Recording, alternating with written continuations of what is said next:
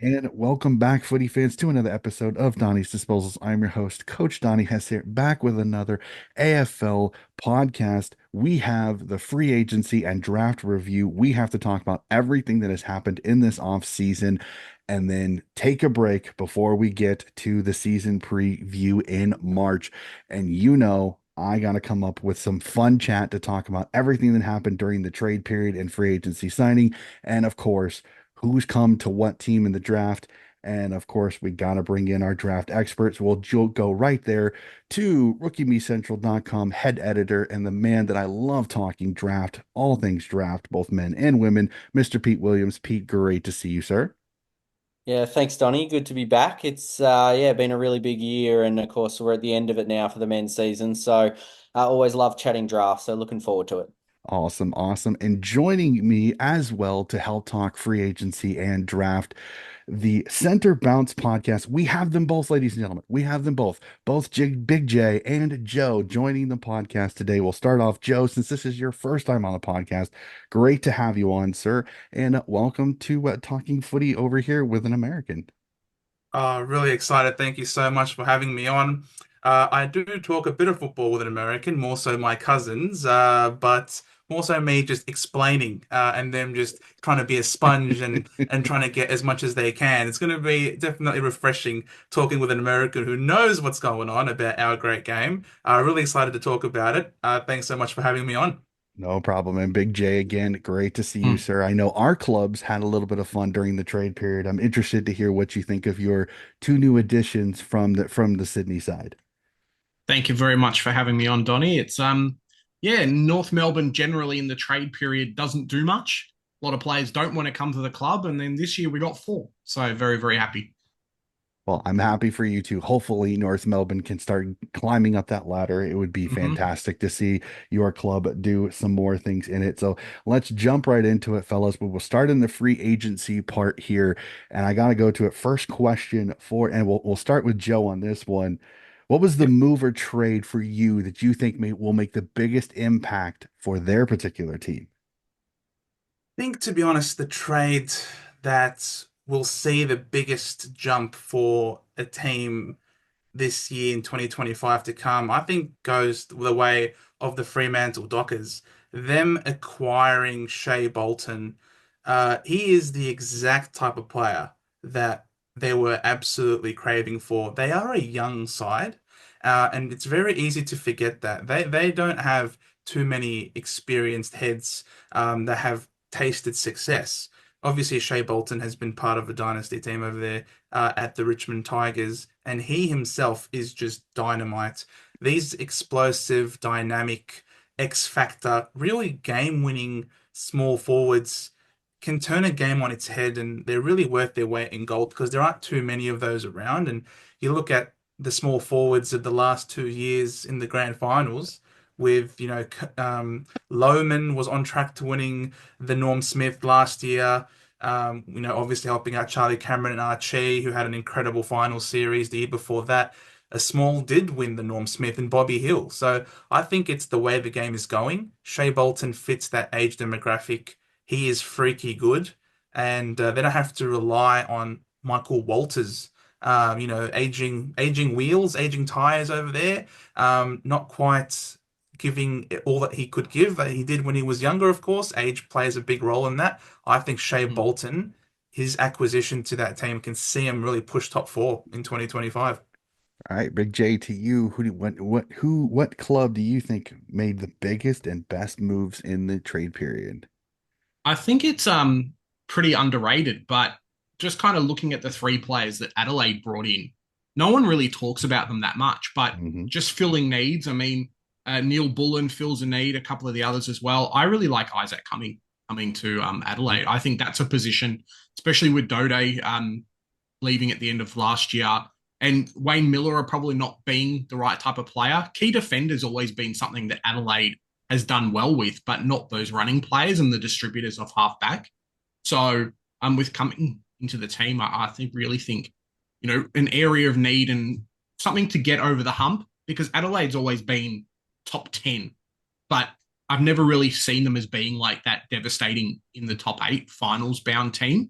So hopefully those additions, especially coming, kind of makes that happen for them. Okay. Pete, your thoughts? Yeah, well, yeah, Shea Bolton was going to be my pick. I think that for me, it really elevates them up to another level. The other one for me was Hawthorn. Tom Barrass and Josh Battle. The biggest hole that Hawthorn had for the year was their defense, really. We know they could score. We know they had a really strong inside mid when they could get on top. I think the defense was probably their one key away from really making a huge run. And I think they feel that. Like they're not like world beaters who are gonna have, your 25 whatever touches coming out of defense, but they're gonna lock down on other players, which allows the more creative types like your Josh Weddells and things like that to be able to run and carry and not have to be as accountable because they will do those roles. So for me, Fremantle and Hawthorn were the two clear that I think really, really improved their team substantially. And whether that takes them right up into the very top, we'll see. But I think they're the two standouts for me. I think a lot of teams did really well, but they were the two that really stood out. Yeah, almost another one. I'm not sure if they make the biggest impact, but I think gives a little bit more depth to a team that I think really needed it, and it's Gold Coast. Himmelberg, Noble, and Rioli coming in. I know you lose Lukosius, but I think they had already kind of planned on him stepping out the door after this year. Yeah, you lose Rory Atkins, but in the long run, I think the three guys you bring in make up for the two that you lose, and you've got some solid and you get some solid draft picks. So I think Gold Coast is another one kind of quietly. I don't think I kind of put them in this category. I don't know if they're the biggest impactors, but I think they make their team better because they bring some depth in some places that they were really, really hurting a little bit on it for sure. At least for me. I agree. I think Hawthorne is kind of scary with their two. Like I think they could make the biggest impact like right away just because of it. I like this Dan Houston signing because I think that really kind of helps out Nick Dacos a little bit when it comes to Collingwood.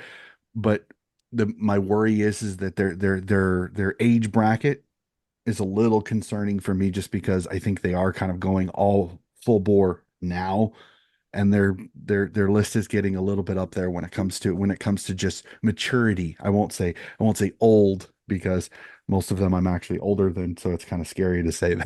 that. So Well, they've I got the players to go now. I mean, yeah. that's the thing. Like when you've got people like Pendles, who are still sticking around, signing extensions, not just because of records, but because they're good enough to keep going.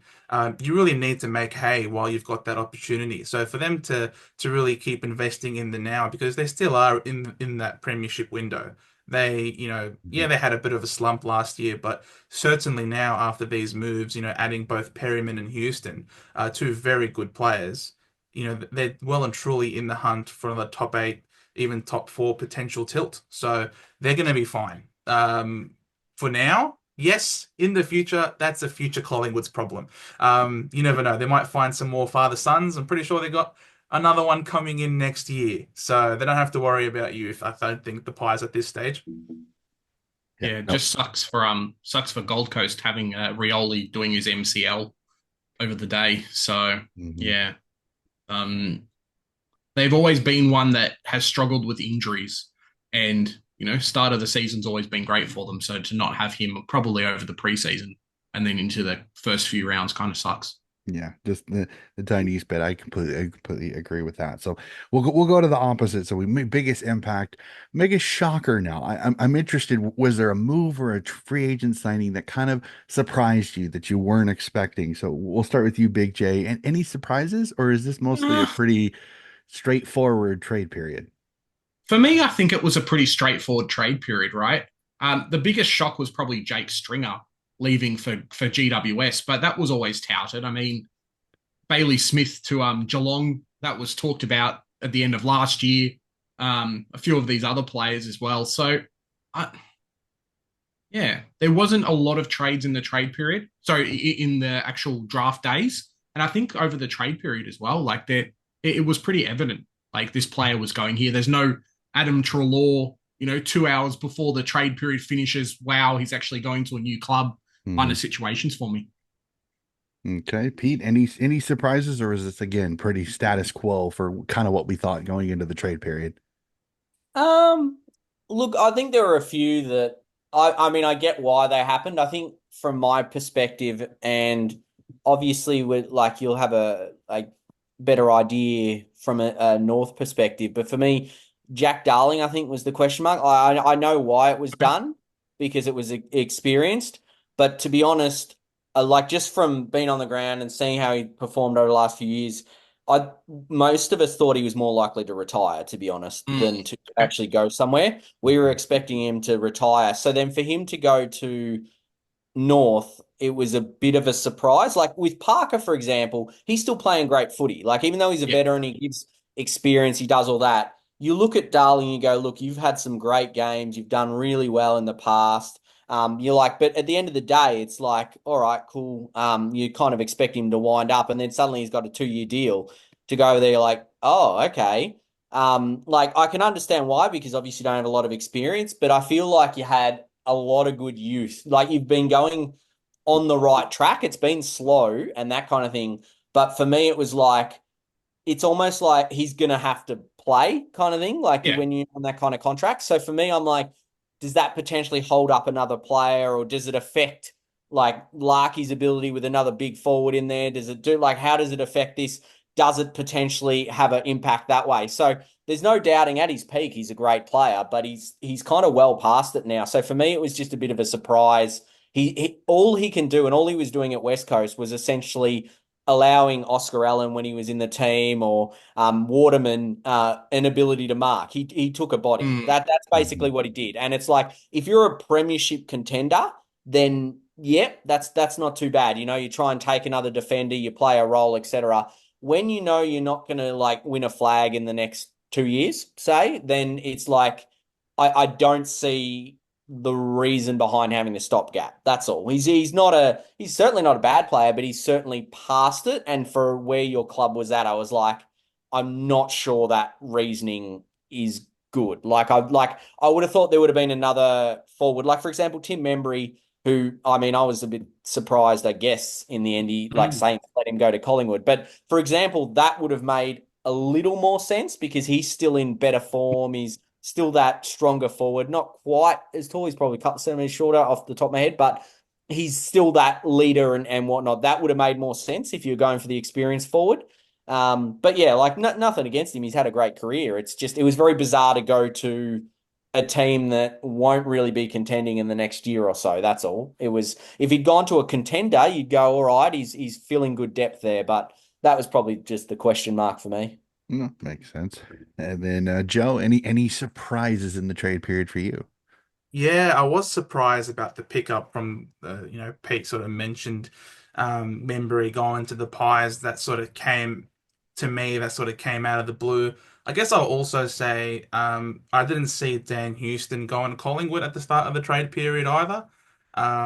It wasn't really talked about much. He had come out and said that he's planning on staying. And That to was be lip honest, I service. thought it was legit, you know. That was lip service so I bad. know it was lip service, and Their I teams in the their teams in the finals he suspended. That was lip service to keep the footy media in South Australia quiet because they knew if they didn't, that would be the discussion. Is he going to stay? Is he going to stay? And it was just going to be a distraction. That was plain and simply lip service personally for me, especially when not even 2 weeks after Port Adelaide gets eliminated, he wants to go back to Victoria. It was pure and utter lip service. I said it to a few friends of mine here.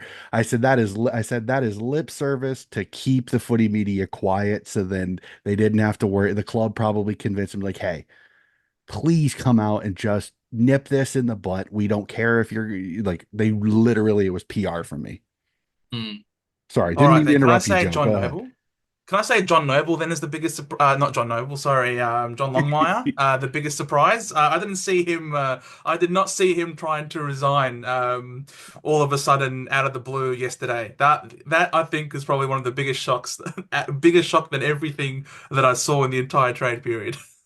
I will say this that I was talking back and forth with a friend of mine because of it. We'll discuss it a little bit with the draft. Is that I have a friend of mine who coaches the Norwood women's team, Brad Farrell, and we were chatting because I wanted just a little bit, since I know he's a huge Norwood man, just a little bit about Ned Bowman, and we'll talk a little bit more about Sydney's draft picks a little bit later.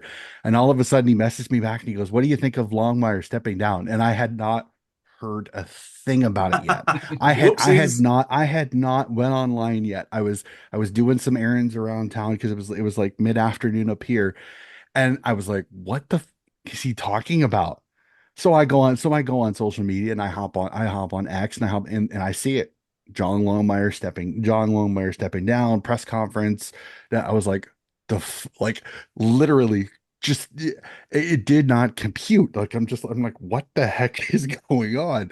And I've seen the press conference. I've seen him addressing the team, and it doesn't surprise me. Like it's not like this massive shocker, like as you said. I kind of knew it was coming just because he's got older kids. I had heard rumors that he was close to retirement. Unlike Caro, who says that it was because of this another bad grand finals loss. I think she's full of absolute dog. You know what? Oxygen thief. I just Mm. all due respect to Carol, you're trying to find a reason for you to seem like you have an inside when you absolutely have no clue. You could literally watch his press conference. He said he went to the board last year and said, "I'm not 100% sure I can go past 2025. I'm Mm. just going to let you know." And that's the reason why I think Dean Cox turned down West Coast, because he knew Longmire's done in the next year. Longmire's going to be done. This is it's pretty much sounded like it was Dean Cox's job. Like they had already kind of done the coach in waiting situation. Yeah. So it again, it doesn't shock me, but it was a little surprising, the timing. But I Mm. appreciate it. Again, I will miss Horse. I think he was an incredible coach for the club. What he did for it, I know the three grand finals in a row that are huge losses. I know. I'll bear it as a Swan supporter, but I loved what he did. He absolutely was fantastic for the club. He kept the Bloods culture that everybody talks about. He really kind of really infused it into this, and I think he leaves Dean Cox with an incredible list and an incredibly good situation for the club that he's stepping away from. Again, I will miss him. Thank you, Horse. I appreciate it. But thanks, Joe, for bringing that up. I don't mind it. For me, for biggest surprise for me, it's not that it was the move, but it was where he went, and that was Jack McCray.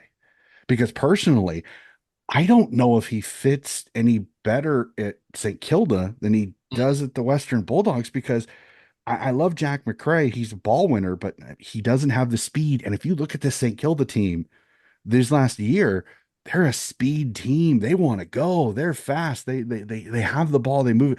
I just don't know if he fits there any better than he did at the Western Bulldogs. And it's not because of depth of talent. No, it's because of the style that St. Kilda is playing. That's one that shocked me a little bit.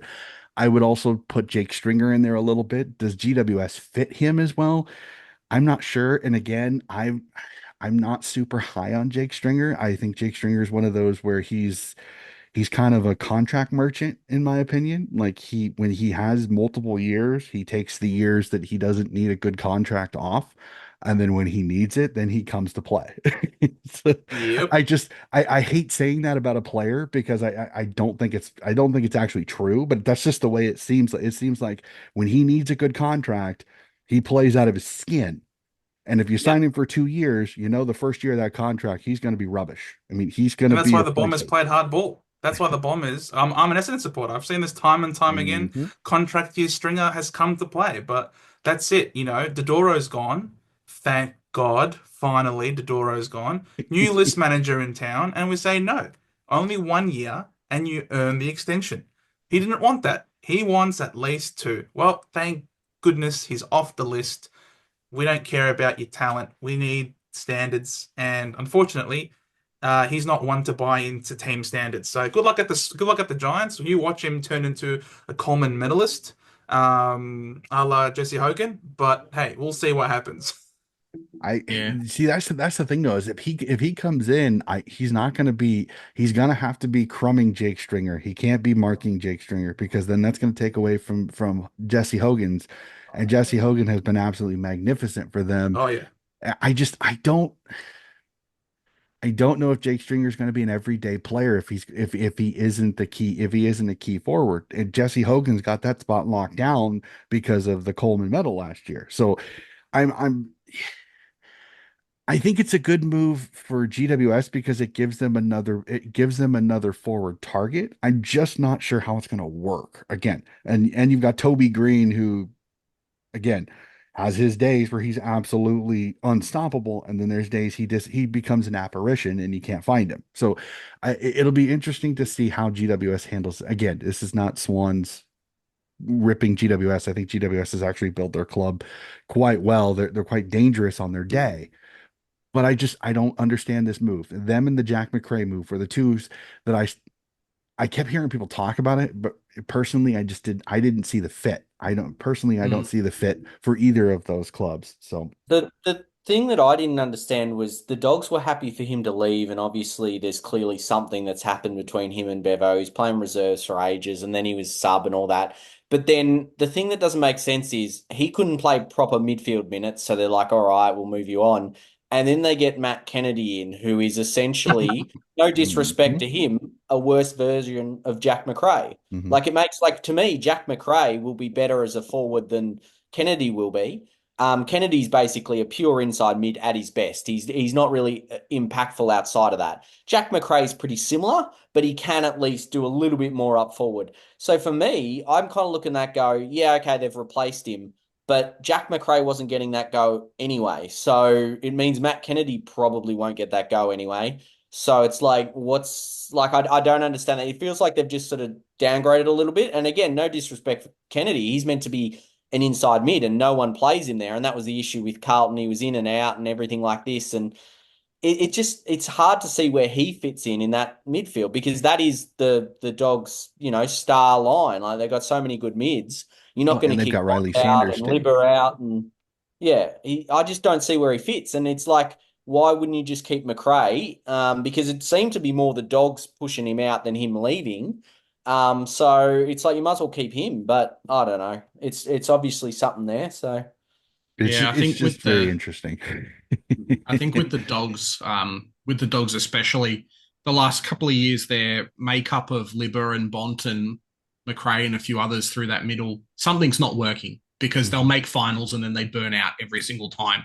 So clearly bringing in a few more players and either trying to change some things up or give some more versatility to someone like Bont, who, yes, he's fantastic through the middle, but he's also super devastating in the forward line, making him more of a half forward instead of having to ball win through the middle. Just adds another dimension that I think they desperately need because they're getting beaten by worse teams through the middle.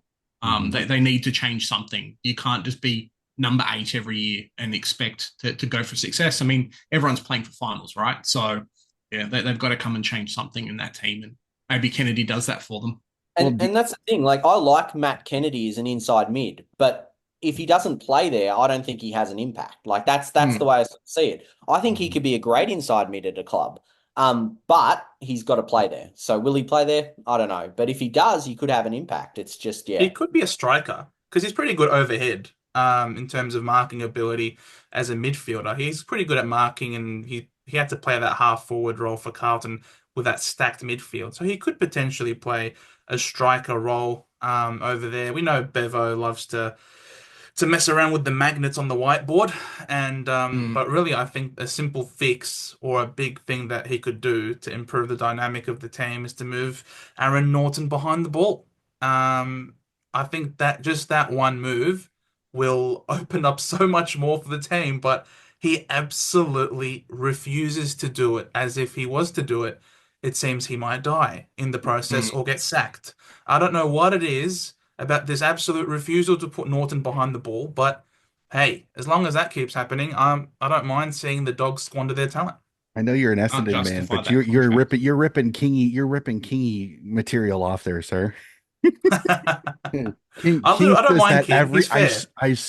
I swear to you, every time he comes on, that's the first thing he's got to say whenever there's an issue is, why isn't Norton behind the ball? I'm like, I get it. I really do. But is he going to be as aggressive tacking the footy behind the ball as he is in the forward line? It'll be the $1 million question. And I'll say this, like for me, I think the striker position actually should go more towards Bonds. Why not save Bonds' legs? Like I get it. I get it. He's a dynamic player, but because he's so devastating going forward, because he's a pain in the ass to guard, because he's tall, he's quick, he's great below his knees, and he's great above head.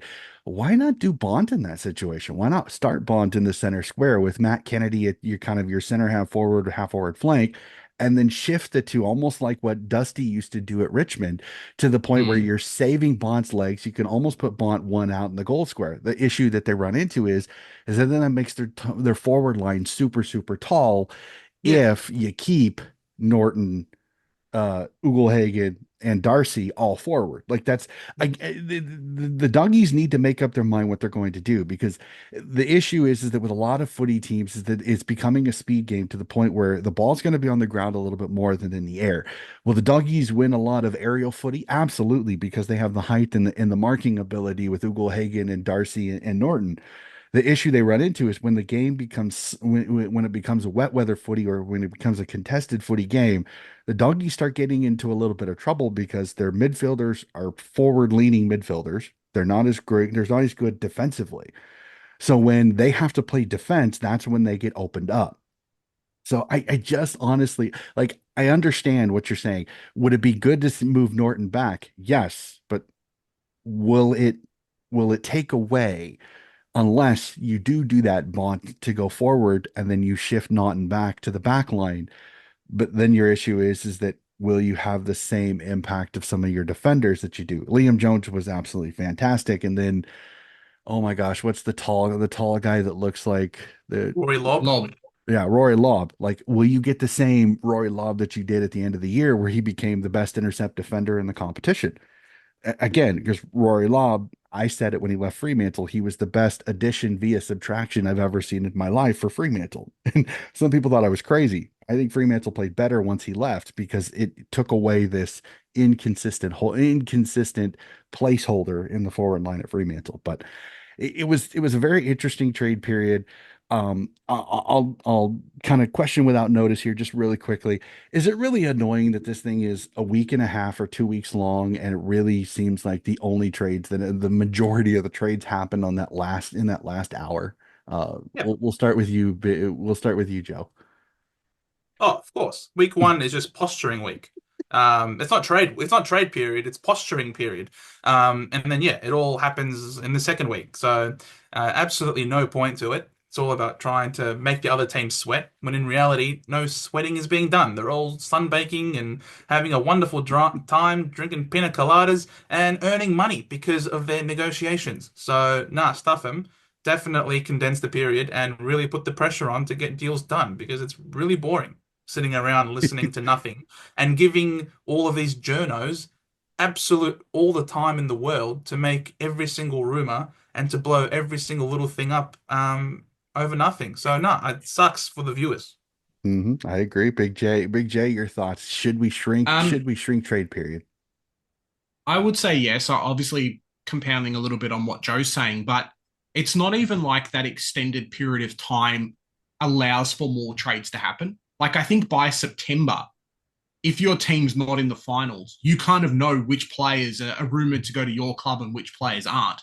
I mean, barring Houston, that was done in like the first week of the trade period. You basically knew everyone who was going to whichever clubs were going to. So deals were done in September, deals were done in August. Clubs knew which players were leaving. It's just a big waste of time. Like, trade radio makes them a bunch of money, and that's why they do it. But yeah, it's just it's all posturing. Bailey Smith was done in 2023. Well, Bailey yeah, Smith was gone exactly. last year. Exactly right. Yeah. Oh, it's so So, true. It's so big waste true. of time. I remember like I have with being an international supporter, I have the Fox Footy coverage, and they have each day of trade period, day one, and I'm like, the first 5 days of it was just blowhard journos trying to come up with every single crazy thought process they could. Yep.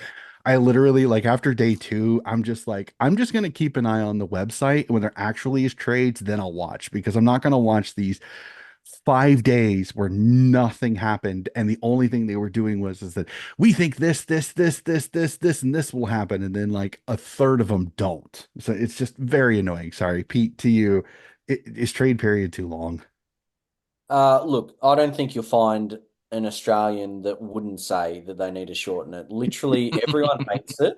They want it cut to about 4 days, and just get it all done because we know by the time it gets to the last couple of days, they essentially tell clubs to hold off for this big 7:30 p.m. Mhm. deadline. So you just know there's no point. They start that last day at 2 p.m. for some ridiculous reason. There's a lot of things behind it that like we know what it is. It's to do with like your advertising and your build Mhm. up and all this. And it sucks everybody in. Like we all get sucked in when you hear a trade room. Oh, that player, that would be really good. 10 minutes later they re-sign with their club. It's to get those people talking about it and it works. But I think that's what once your team's out of the finals, that's that period where you're like, oh, we could get this player.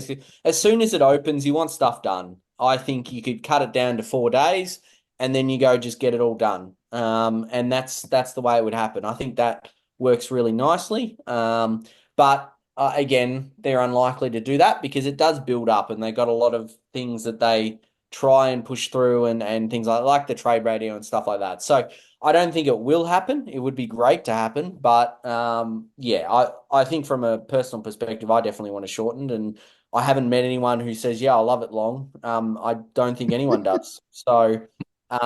Yeah, I think everyone wants it cut down. I think even like recruiters and list managers and things like that have said they wouldn't mind it cut down. So, I think everyone really wants it.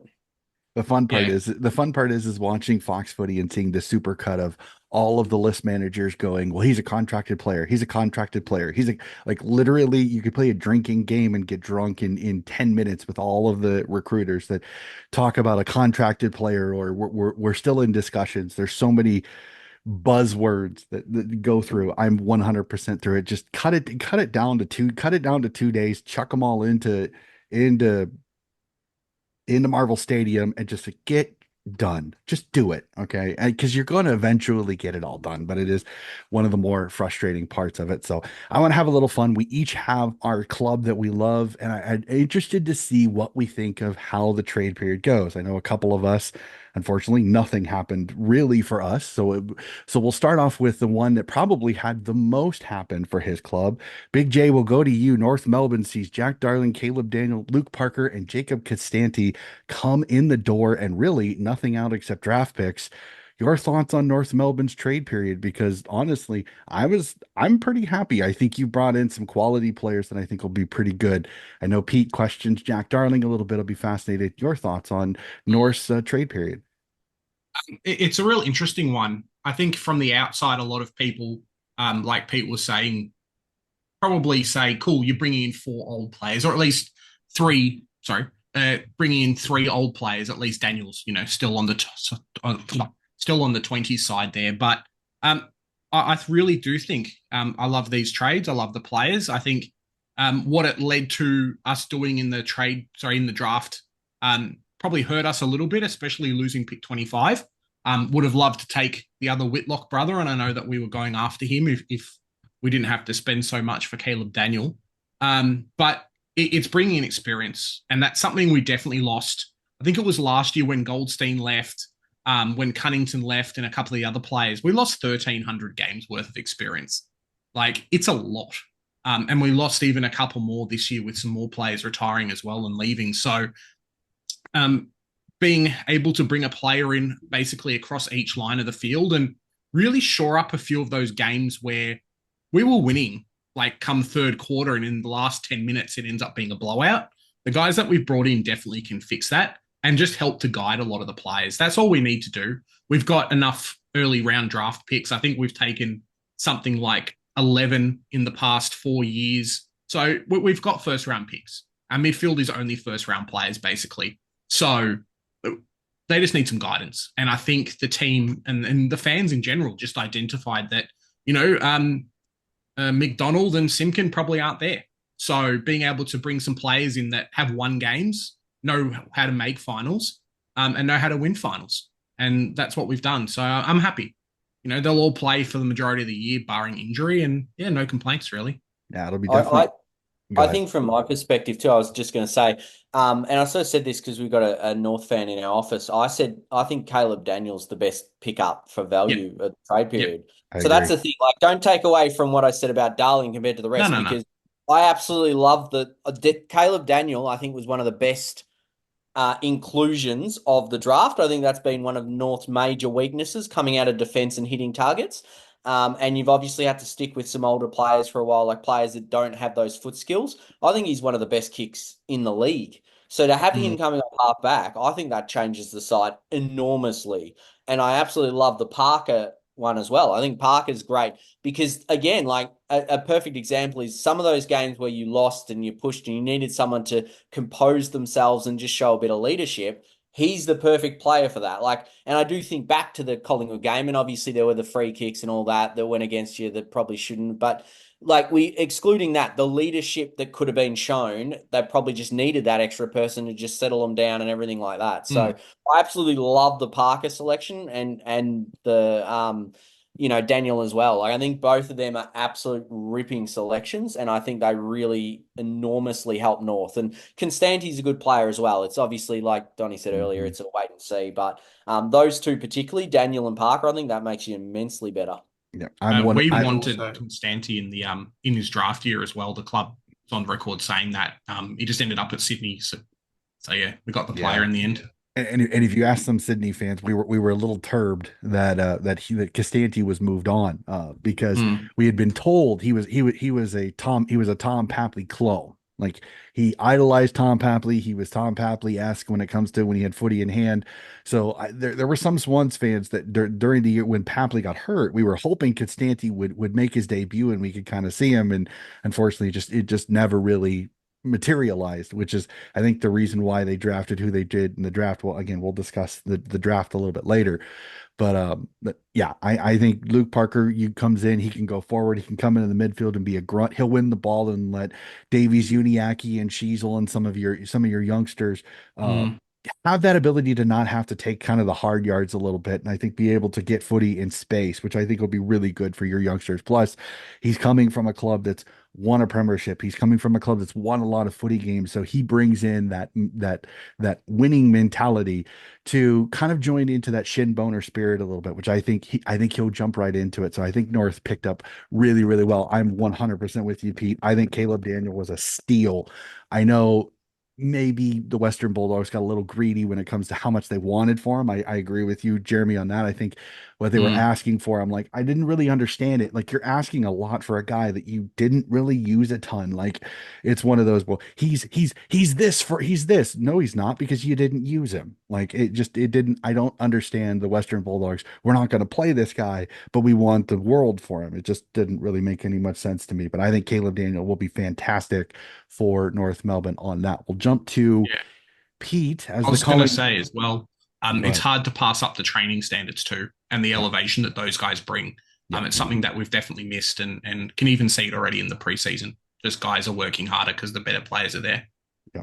So it pushes people for spots. So I Mm, 100% agree. So we'll go to Pete, the Collingwood man, because they as well made a couple of moves, bringing in Dan Houston and Harry Perryman, Joe Richards and John Noble out the door, besides some of the pick trades. Pete, I'll say this. Everybody's saying Dan Houston now brings Collingwood back into the premiership picture. Was this a good trade period for the Collingwood Magpies? I'm kind of torn because it's one of those things you don't want to say it wasn't because you got a genuine gun. Like, he's absolute Hmm. star. I don't deny that. The one question I had even before we did the deal was, do we need him to the point that we're willing to trade away our future for him? And I just have this feeling that I'm like, one of the area that we haven't been bad in is actually rebounding from defense. We've got a lot of players that play there. That's why John Noble missed out on a grand final and Final. final Hmm. series, because we had so many options. And I'm like, don't get me wrong, like, he's clearly going to be our best intercept, like your best rebounding defender. Is an elite kick. We know all that. Great to get up the ground. But realistically, we had issues in the midfield. We have issues as key position players. And I just go, if you were going to give away our first rounder next year, would you give it for a player that could fill one of those holes, like a really good player in those holes? And there may not be anyone that you can get, and fair enough. I still think we got him for great value, so I think it's a great selection. We clearly upgraded Noble to Houston, and been able to get Perryman in as well, who I think will probably play midfield, so it might solve that bit of a dilemma there. So I'm kind of torn because I'm like, we did well for what we traded, I admit, but then I also go, how much did we need him? Like, it's like a cream on the cake, but there's still a hole in the middle of the cake. So I don't know whether they should have filled that rather than, done the top. But I don't admit he makes the team better. I don't deny that. Like, he's a great player. I think he will add to the team. Does he cover up the holes we already had? I don't think he does. But unless they, of course, they plan on playing him in the midfield, that might change everything. I don't know. But he's definitely going to make it better off halfback. So I'm happy with it. But I'm also very wary because I feel like we went all chips in. And when Fly sort of came out at the start of the year saying that he's not a career coach, like he's not going to be there forever, kind of thing. And then at the end of the year where he's like, I want players, not picks, it kind of sends off alarm bells that it's like, we want to really go all in, everything we've got, eke out everything. Let's go for a flag.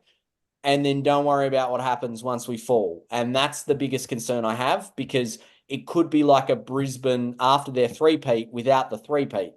So it's like you basically you win all this and then you go right to the bottom.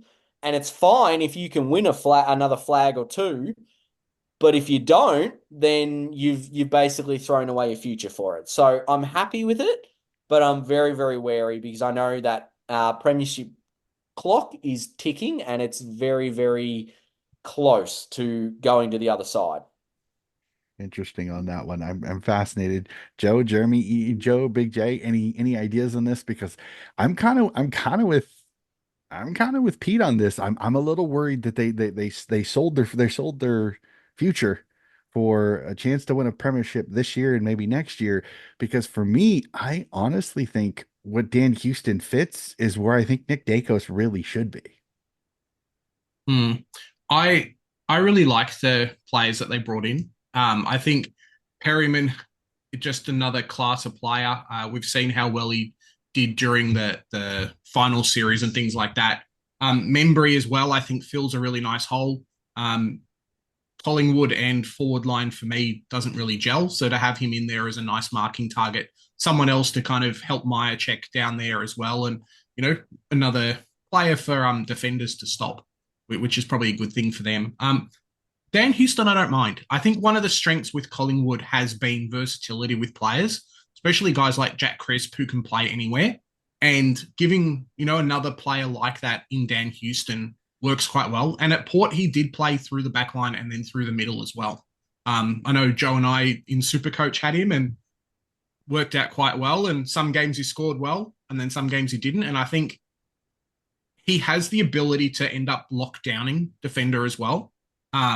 And I think that's one of the things that will help. Just versatility. I mean, good teams bringing in good players. Going on the point you were saying about kind of selling the farm, I think similar to a Geelong and probably a Richmond, maybe not so much now because they've culled the team, but players will want to go to teams with big fan bases. They want to go to teams that play the MCG. They want to go to teams that play in front of like 80,000 people every week. If this was North Melbourne and we sold the farm for Dan Houston and, we're in the same position, cool. I think there's more area of concern, but good players will come to Collingwood regardless. You'll be able to get someone. There'll be Melbourne-based players coming from GWS or whatever saying, cool, go back to Melbourne. Yep, the next round of those guys. So I don't think it's as bad as what you're saying. The future's still bright for the club. Yeah. Joe? They traded away one future first, and next year they're going to have a father-son, Mick McGuan's kid. Was that his name? Thomas? Was it Tom? McGuan coming in next year, and he's going to be another son of a gun, high draft pick type of player. Look, the Collingwood Magpies, obviously as an Essendon supporter, I don't like them. and I Tell don't us how think you I really don't feel, think Joe. yeah. And I think a lot of people will tell you that even those who don't necessarily hate Collingwood, that their drafting isn't necessarily the best, but their ability to trade players in is among the best in the Yeah. league. And so if you're not great at drafting players outside of being gifted really special young boys coming from previous players, then why not double down on what you're good at and trading in someone who is an all-Australian caliber player at the expense of one future draft pick, which, let's be real, was going to be absorbed in matching a bid for Thomas McGuan next year.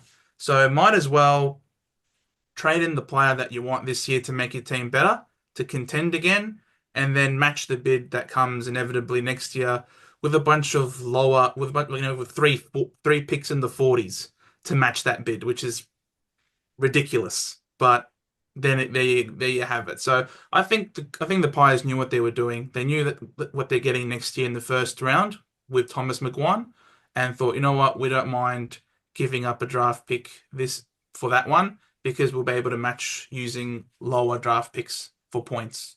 So I think on that balance, they made their team better this year, and they'll still be okay next year.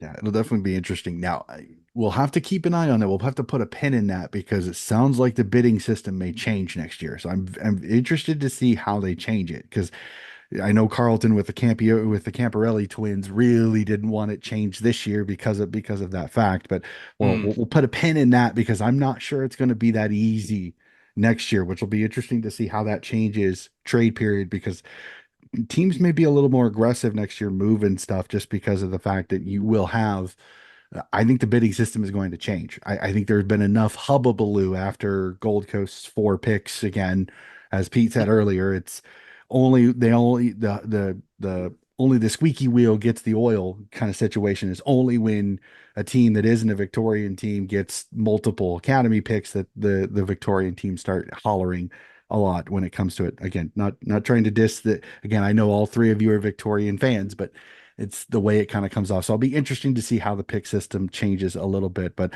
I'm like I said, I'm with Pete a little bit. I'm a little leery about it, but I kind of get what Joe's saying that when it comes to it, Collingwood, their drafting has been interesting. But they have been able to bring in quality players when they need to. So it'd be fun. So Joe, I think I'll combine us too because both you and I have clubs that really didn't do much because all our work was done last year, as both of our clubs Yes. brought in several players last year. I know that you did lose Jake Stringer, but I kind of already got your opinion on that. So your Essendon's free agency, I mean, did you expect it to be as light as it was? Yeah, a little to be honest. The way that we ended the season wasn't very optimistic. We had sort of, even last year at the end of 2023, I think there was a lot more preemptive reporting in relation to who we were looking at getting. We knew that we were going to go after free agents. The free agents this year round, I don't think necessarily fit the side, and the ones that we were necessarily looking into um, were more likely to go elsewhere. Looking Mm. at Barras, for example, looking at Battle from the Saints. So a few of these, and we already picked up a key defender last year through the free agency. So this was a year, I think, now under a different leadership with the Doro gone. We've got Rosa, who has come out and said that he's got a 3-year plan to rejuvenate the list and get in as many young talent as much young talent as possible. So I think it was clear that we were looking to really aim to draft players. We were delisting pretty heavily, and getting rid of a lot of players who, were pretty stiff to miss out on extensions, for example, and players that could have possibly played some more, like Nick Hind, for example. Jaden Davey never got a chance to play, coming off of 2 ACLs. Dropping Baldwin. I'm really hoping that you know, he's currently training with the club. I hope we add him on as a supplemental pick later. Um, But yeah, it's being a lot more ruthless now, really trying to make everyone recognize that your spot in the senior list is really precious. You got to work really hard to keep on to it because you're no guarantees. Look at Jake Stringer; he was really pushed out the door. Mm. We were basically begging the Giants to take him off us, and the benefit is, thankfully, we're not paying anything to his contract, and that's part of the reason, I suppose, why they ended up doing the trade that we did with the Giants. So we we're setting a different standard at the Bombers now, and I'm pretty excited for it. I like this new direction. Yep, I didn't mind it. Again, Dan, I know Jake Stringer again. He can be that impact. I mean, he's not called the package for nothing, but it is one of those where I kind of went, is he worth letting go if he's going to be stubborn like he was? So I'm kind of with you. And the same thing with Sydney. I knew coming into this trade period that Lou Parker wanted out, so I knew that one was going to happen. Costante's a little bit one of those. I'm a little sad to see him get moved on as the proverbial steak knives in the trade, but I knew nothing was going to happen. You bring in Jordan, you bring in Grundy, you bring in Adams last year. I kind of knew that their this year was going to be light. This year was going to be quiet. They were going to go to the draft, pick up a few guys, and just kind of try to add to the depth. I knew they weren't going to do much when it comes to it. So especially after the season that they had, there wasn't much that they really needed to change. I think next year will be interesting. I know that there's already been rumors that Chad Warner is talking had a discussion with West Coast officials again. I think this is the journos trying the journos in the West trying to find a way to make something more than it is. I've seen this play out so many times. It'll be interesting if I don't know. I'm not going to jump at shadows here. He's still got a year on his contract, so we'll Yep. definitely have to see. So, but I don't know, fellas. I think since we have Pete, let's talk the draft. I'm fascinated on this because this was a draft. I heard so many things. I know that this buzzword was put out there so many times. Is this a super draft? So, Pete, I know that you went through it. I went through your guide. The guide, again, magnificent as always. What you guys do at Rookie Me Central is absolutely incredible. As an American, to be able to learn about these kids and to find out their strengths, their weaknesses, where they're good at, how they've been doing. So, again, wonderful work. But again, I mean, I'll jump to it again. We won't know, is this a super draft for another 10 years from now? But going into this season, I mean, as they kind of said, the top 20, it was really hard to separate the top 20 players in this draft. Yeah, absolutely. Like it was one of these drafts that you couldn't even right up until basically the week where we found out that Sam Lawler was going to be pick one. We still didn't know 100% who the pick one was going to be. And 9 times out of 10, when it comes into the draft, you know the number one pick in advance. Like the year before, Harley Reid, we knew the number one pick about 12 months in advance, to be honest. Mm. So where here you're like even 2 weeks out, you're like, yeah, we're pretty sure they've gone with Lawler, but it could be O'Sullivan, it could be Jagger Smith, and of course we didn't think an Ashcroft bid was going to come, but that's another possibility. Like there were multiple players who were in this pick one conversation, which I think is great because it shows that it was a good year. That if you didn't have the number one pick, like last year where you miss out on Harley, oh damn it, there's a lot of great players, like no doubt. But like this year it was like so even that someone else could have had pick one, and you can almost guarantee they would pick someone different. So, like, it's what's really great about it that it's even. Like, it's probably not as great if you did have pick one because you're like, oh, I could have someone I want at pick 3 or 4 that I've got to take at one. But in saying that, like Richmond, who did have pick one, had most of the picks in the draft, and occasionally they let the other 17 teams have a go. But certainly that first night they dominated it, and yeah, but it was really great to see how good this draft class was, and I think we'll get to see that at AFL level soon. Particularly that midfield group. I think that's the strong core. Like it didn't have as much depth around the ground. That came later on. We saw the talls through that, say the 20s and 30s particularly, all like drop like flies. But the top 20 was largely midfielders. And we saw some sliders, which was really great, and of course a couple of bolters too. So yeah, it was a really fascinating draft for me. All right, Joe, Jeremy, got any questions for Pete here on drafts? I think the big Uh, one for me, sorry, Jez. I think the big one for me, and I didn't mention it in my trade section there previously. I think that we did the right thing trading away pick nine. Um, Surely someone ahead of us, Sauce over there at St Kilda, they had two picks before us. Mm. Surely they would have made a bid for Kako if we still had pick nine. I think trading away pick nine preemptively was better for us because we're getting a future next because we're getting a first out of it. Plus, we're still able to get our guy. Do you agree or do you think it was wrong? No, I didn't really have a problem with it. I think in the end you got him for about the value he's at, which is pretty good. He's probably around that early teens. Like it was just going to be whether a club was going to be cheeky enough to make you earn it. As I said, like there's a lot more frustration from clubs, or even though everyone has the access, but towards academy kids more so than father sons. So there's every chance they would have done it. And if someone's going to do it, it's going to be Sauce. Like, let's be honest, Mm. they're going to bid on it.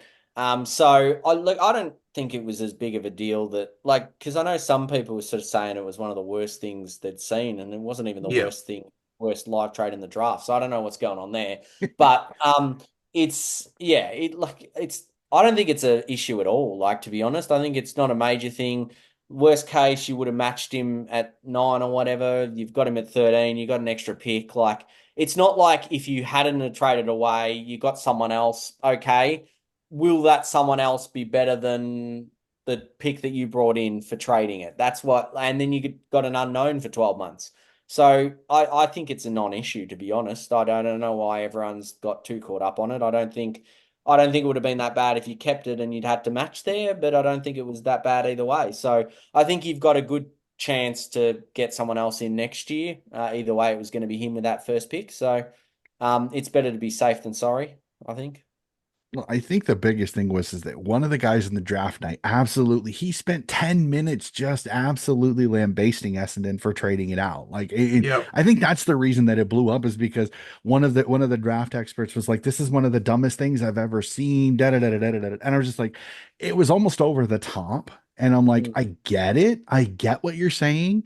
But I mean, in the long run, I do understand that it probably would have led to an earlier bid, and it would have put Essendon in a little bit of a hole. So I don't mind the move in the long run. It worked out. Okay, it worked out. So in the long run, it won't be this huge thing. But it is kind of one of those where it's like it was just he went on for 10 minutes and it just Yeah. like I almost sat there like I'm watching it on delay. I'm not watching it live. And I just kind of like I almost fast forwarded it. It was like, dude, you're just whining. Like, dude, like stop whinging. Shut up. Okay. They did what Yep. they did. Yeah, you can't rewind time and change it. So I think it was just more of the fact that he spent 10 minutes talking about this and just got really, really annoying. So personally for me, that was my issue was that I think that's why it kind of blew up is because this draft expert spent 10 minutes just absolutely whinging up a storm. So that was my biggest thing on this. I, Agreed. so Big J, you got a question for Pete on the draft? I guess it's kind of where North Melbourne, obviously their trade at the moment has been well talked about and probably get talked about a lot next year as well, with the Whitlock trade.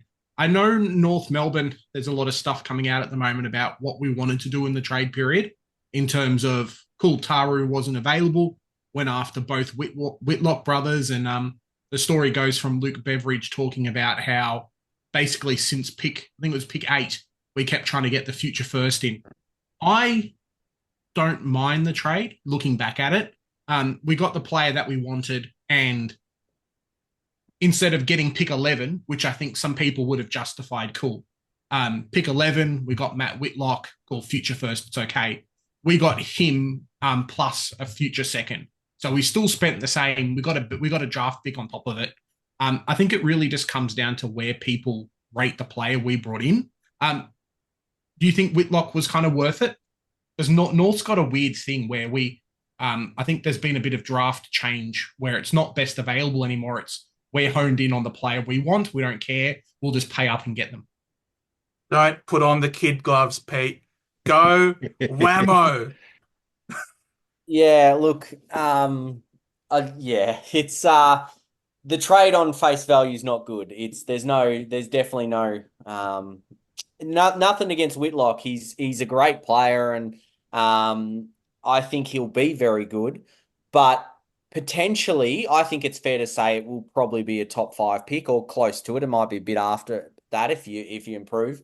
Um, it's essentially for pick 19. I'm assuming I don't think it's a jump to say Richmond's winning the wooden spoon. So I think Mm. 19 and 27 for what could be, let's say, pick five.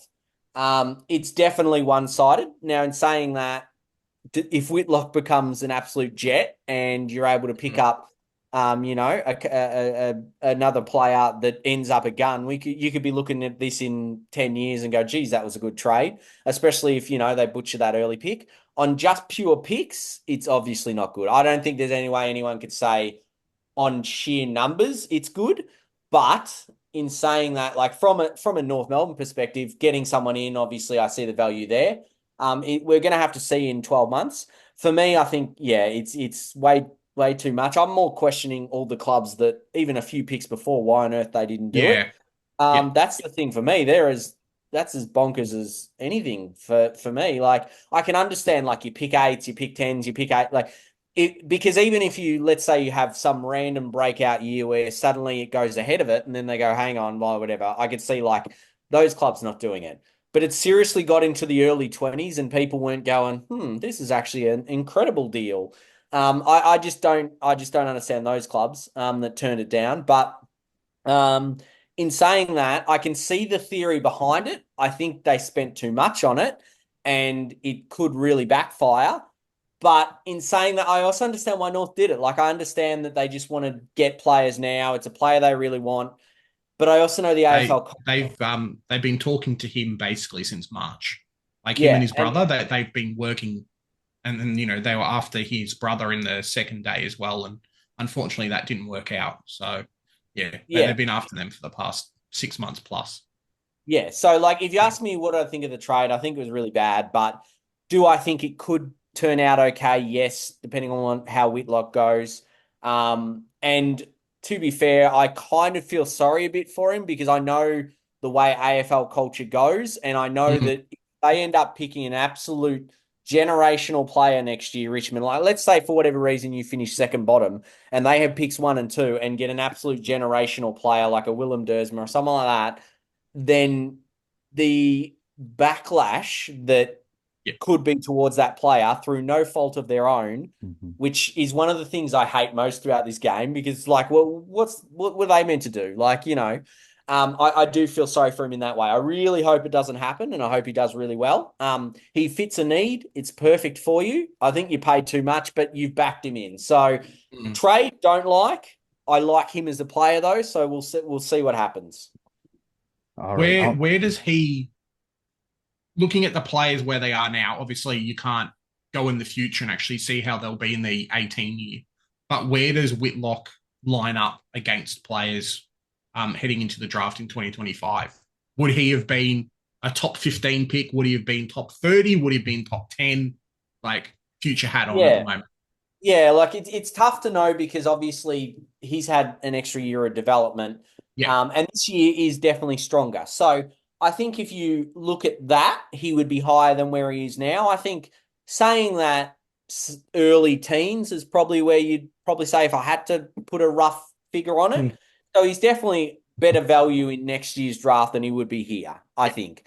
If you could somehow push for top eight, like as in like that 10th to say 13th bracket, and you go, all Mm. right, then you're probably, to be honest, close to breaking even with that trade. If you were able to somehow break into the top eight, then I go, well, you're probably ahead, to be honest. But again, there's all these questions you don't know, and yeah, it's a lot to go. So on face value, clearly points wise, it's heavily against you, but yeah, I'm really puzzled by why the other clubs ahead of Richmond didn't take it. That makes no sense. But if he ends up being a Jet, then you've got a great trade there, and you've picked out a key position player, which is clearly more rare than a midfielder. So Yeah. it's you won't know. At the end of the day, you won't know for at least 5 years, up to 10 years, and then you can assess. But yeah, it's definitely copped a fair bit of heat over here. That's for sure. Yeah, definitely for interesting. So I'm gonna have some fun with this one, Pete. So let's take Richmond off the table just because I mean I swear they had every third pick in the first round. But for you, if we take Richmond off the table, who do you think had the best pick? Who do you think had the best draft? Yeah, so when I knew the big winners question was going to come, I wrote Richmond, obviously. And then That's for why I took me, them off because it was kind of obvious when you it's have 1, it's 7, clearly the 12, answer, yeah. 14. For me, I looked at value rather than quality and who they got at each selection, and I actually ended up going with Port Adelaide in the end. I think that they were really good. I really rate Joe Berry. I think he adds something different to that forward mix. I like what he did. Jack Whitlock, who coming in was actually expected to go ahead of Matt, which was quite interesting. But he is a very different player. They've got very different personalities as well, which is actually quite interesting. Just as a bit of a side note, Jack is more of what you'd call an alpha, outgoing personality, where Matt is more of your quieter, sort of. I guess more of a listener type. Like he's not as outgoing, but he's still obviously quite a nice kid. They're both great kids, but like, so Jack was actually tipped to go first, but he's ended up there. I think he got great value in the 30s, and Moraes as well. Like he was one of the draft sliders. Like he was tipped to go close to that top 10 at the start of the year. And look, his form was up and down. It was mixed, and like, yeah, I can see why he slid. But at that value, I think they did brilliantly. And even Benny Barrett as a free NGA hit, that's very good. Like for me, he was sort of that really late slash rookie type anyway. But I think with the right development, he could be something quite good. So yeah, as a whole, I think Port Adelaide did well. Obviously, West Coast really like what they did too, so worth mentioning them. Um, yeah, I think for me, Port, but clearly there are a lot of clubs, as you always do after draft night. You're like 4 or 5 of them. You're like really like what they did. But yeah, Mm. Port one for me value wise. I just went tick tick tick from their 3 national draft picks. So Yeah, definitely for sure. Joe, you got another question? I actually am really happy with how the Bombers draft, to be honest. I thought we definitely got some pretty good value as well. From our selections. I'm really happy Zach Johnson slid all the way down to 70. I thought that was unreal. I definitely agree with you though with Port Adelaide. I really wanted us to trade a future first to get back in so we could get Joe Berry. I thought he would be a great fit for our side. We've been really struggling for smalls. Obviously we couldn't. Port Adelaide did it, and so we picked up, Unwin, who I thought was pretty good. I'm also really happy with getting Angus Clark at 39. Again, I just feel like these selections that we got, they're all very decent players, which is a departure from what Dodoro used to do. Nice, good boys from good private schools, and they're wonderful people. No, no, we're going for genuine footballers with good IQ and good kicks. So, what did you think? Are you as happy with Essendon's draft as I am? yeah, well, you went for speed first off. Like they're all bloody Yeah. quick, to be honest. Like even Jaron, who's a tall, is very, very athletic and quick for his Yeah. size, and the others are lightning quick, like Unwin. Like you'd actually love to see most of them in a race because, like, it would be really fascinating. So I think that's what Essendon targeted. I think they went, we want a fair bit of speed to add the game, which is exactly what they got. You've got Kako, who's going to be that dangerous forward, who's clearly, along with Berry, those two were always seen as the two best small forwards in the draft. And I'd also say that's probably why you wouldn't have gone Berry if you traded back in, because you also got Kako, and I think that's probably what they looked at. And like Clark, I think he's a great value pick then. And Unwin's one of those, you could make it, might not, but he's got explosive speed. And same with Johnson. I think Johnson was one of the best value picks I had down. So for me, I think going at 70, he's definitely worth it. He can play all 3 lines as well, like wing, half back, half forward. So I think, yeah, definitely speed was what you targeted, and you certainly got that with that draft haul. So definitely among those top 4 or 5 clubs I was mentioning. Definitely for sure. Big How J. likely do you think Oops, that sorry. sorry, it's just a quick one from me because Oh, you're everything that fine. Geelong does ends up becoming gold. Mm. Like it's ridiculous Geelong what they do, and what are the chances that Who did they pick at St pick Kilda? 70? You know? Yeah, that exactly. What are the chances that St Kilda not matching Geelong's bid at 66 for Lennox Hoffman? What are the chances that Lennox Hoffman becomes the next Tom Stewart or I don't know, the next freaking Gary Ablett Jr. And right under St Kilda's nose, and they didn't match the bid.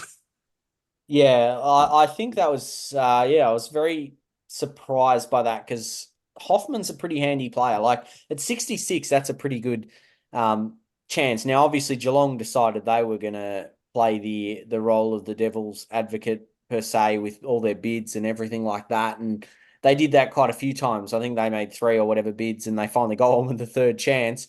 But also their draft haul was very unique. I think they were probably the ones, if you don't know a lot about the draft, they're probably the ones who their fans Googled who is this player the most. Because if you look at this, Polkinghorne was basically played all sample footy. Moliere was the same. Like, they played out of there. You've got Hoffman, who a few people knew about, but still St Kilda NGA, and then Matafei Forbes, who was a late draft riser.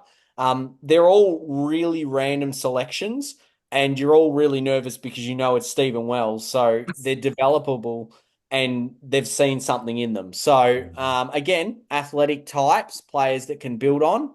But yeah, to go back to that question, definitely Hoffman. I thought he would get matched. Like at 66, I thought it was a no-brainer, to be honest. Yep. But it didn't happen. So I think it could well work in Geelong's favour, and he'll add that bit of speed off half back, and I think that's really going to help them. It'd be really interesting. Big J, you got another question? No, I mean, like, I'll ask about Urquhart, but I just wanted to say, I think across the board, it really didn't feel like there were many losers. I mean, we talked about Whitlock trade to North Melbourne, but just the strength of the draft and what a lot of clubs have done, I really would say that the quality of list managers and recruitment teams has improved over the last 3 or 4 years. And you're not finding a lot of clubs picking dodgy players. There might be some weird out of the box stuff with some clubs, but there's generally not huge amount of losers and a lot of players, a lot of clubs just filling needs. I'm going to ask about Urquhart to North Melbourne. I think if we had got Whitlock, we still would have tried to pick up Urquhart and not taken Stevens at all. Do you know much about him? Because the raps that North Melbourne are giving this kid are so high for a player that's dropped down this far that they're like, hey, he's going to play round one. Like, this is how good he is, and somehow he's picked 50. Can you tell me much about him? Yeah. Essentially, if he could kick, he would probably be top 10. He just can't, like, he's probably, to be fair, one of the worst kicks in the draft. Okay, cool. So he just has to handball everything. But yeah, essentially, like you look at any of his highlights and it's just bombing it on the boot, missing all that. But you take that little element away and he just has basically everything else. Yep. So it comes down to, can we improve his kicking? And that's what, because he's able to move, he moves really well, he wins clearances, he finds the ball with ease. Athletically, he matches it with most. Like you look at it, you tick, tick, tick, tick, tick. Like it's almost like A's or B's at least in basically every category. And then it's just that kicking. So it comes down to, can you fix the kicking? And that's what a lot of clubs sort of looked at, because other than that, he's pretty much the complete package for everything else you want in an inside mid. So Yes. I think he's definitely way later than he should have been, but I also understand why he didn't go high, because there is that huge concern of, well, can we fix it? So then that's what it comes down to. I think if you can get his kicking to an acceptable standard, then I think that he will be an incredible value pick. So I think he's another one that I had marked down as a great value for that selection. I think at that point he's one of the no-brainers. So yeah, I think he's really good. And as a whole, I think North, excluding the pick trade, I think they did really well. O'Sullivan was number one coming into the year. Whitlock, we talked about. I think he'll be good as a key position player. And Urquhart, yeah, could have been a lot higher. Just got to work on that kicking. And, Stevens is a free hit. But, yeah, I definitely rate him. It's just that kicking. Everything else is a big tick. Yeah, I'm really happy with the players we brought in and the types of players we brought in as well, because we're still holding guys like Phillips. CCJ's got another year. There's enough dead weight in the team that we can offload, and there's no pressure for the guys that we brought in to actually play best football because of the trade period as well. So, yeah, VFL team's going to be pretty strong, I think, this year. All right, Pete, I'm gonna have some fun. I'm gonna go a little bit New South Wales heavy here, just the tiniest bit, but I'm not gonna start with Sydney. I'm actually gonna start as a draft guide person, as a draft expert. How interesting is GWS's drafting strategy? Because for me, it seems like they're kind of all over the map. Yeah, it's quite interesting. They picked quite a few bolters, and they kind of just do their own thing.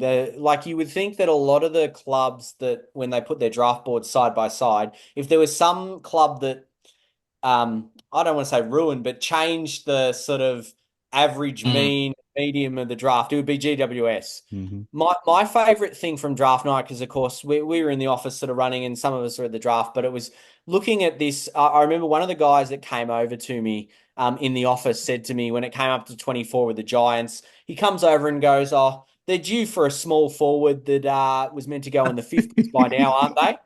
And then they picked up Angove, and it was just like perfect timing. And it summed them up to a T. They do their own thing. They love their small forwards with heaps of upside. Hannaford again, like obviously you can play up the ground and things like that, but and even play in defense. But it's they love these players that are just obscure. You can understand why they like them, but they don't give a crap if they're higher than where they are. They've got their board, they're sticking to it, and they don't care what anyone else thinks.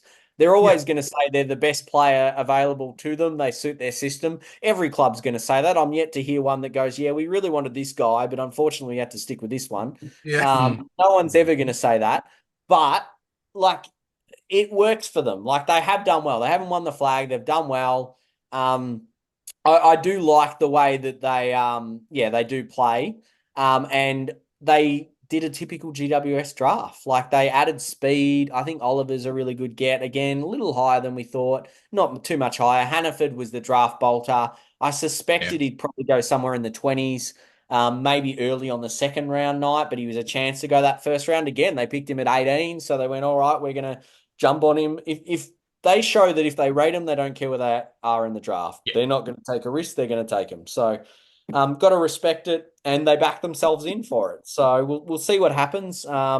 They've definitely gone the high risk taker approach, but they have for years. So, again, they've added speed. They've added little positions like your small forward, small defenders, utility, and then of course they got the academy ruck at the end. So yeah, they filled their needs with the players that they rate really highly, regardless of how others rate them. And all they need is one other club to rate them before their next selection. And if they can't get them, then they miss out. So they back them in. So Yeah, it was just fun. It was just funny watching that draft because it seemed like every time GWS came, like you could tell, like Shifter was the only one that was on it. Like you could tell the other guys were kind of like, "What the heck is this? What are they doing?" Like Mm. you could just the genuine like baffle of these draft experts. And again, Shifter is fantastic. He just rips it right off. It's absolutely hilarious to see him go. But you could tell that the Giants just threw some of these experts off by just coming kind of out of nowhere. So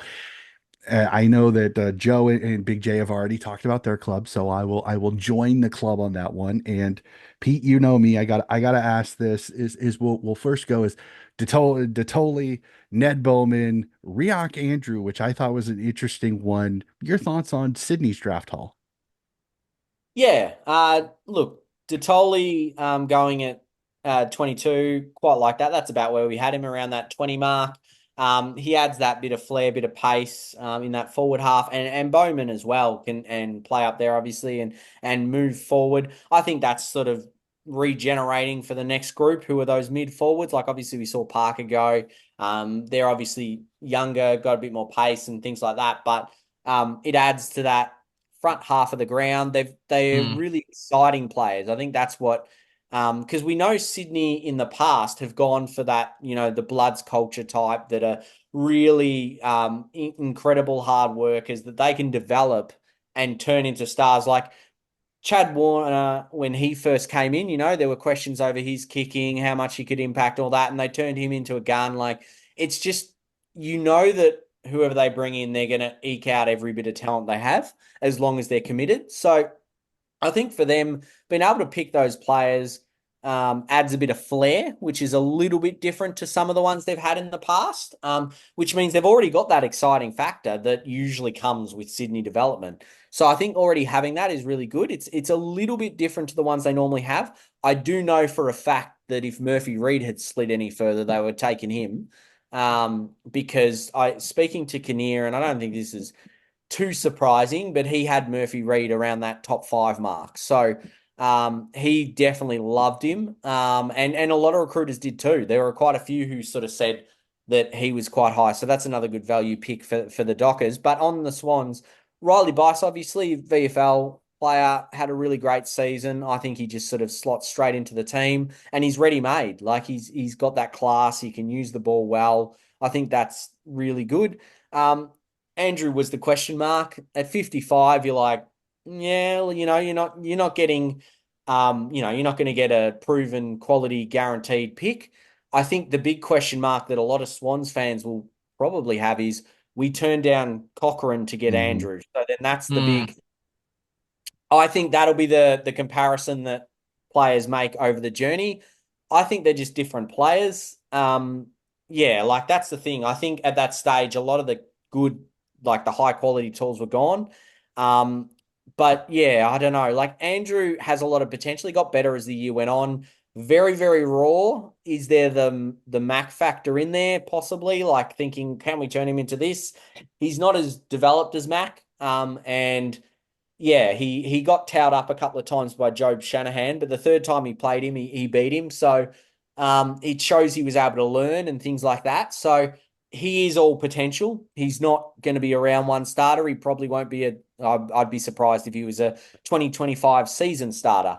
He'll definitely hone his craft in the state league and then see what happens. But again, at pick 55, you've got to understand, I think a lot of fans forget this. You got to understand when it comes to these selections, you can't expect them to be 200 game veterans and things like that. And we mentioned Shifter. I absolutely love Shifter. He's a great guy, and he could talk up a Division 7 reserves player and make them feel like they are the best player in the world. I love that about him. Like I absolutely love it.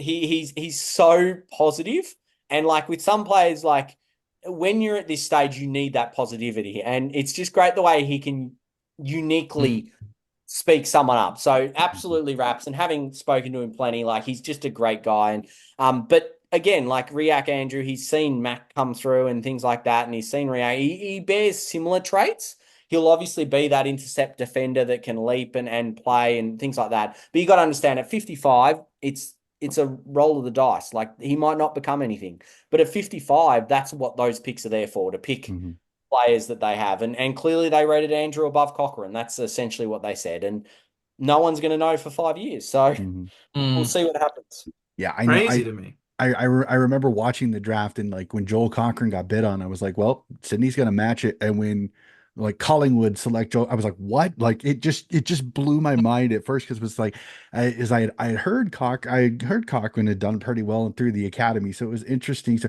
did that surprise you at all that they didn't match the bid for Cochran? Yes and no. Yes, because I figured they probably would at that stage with all the key position players sort of going.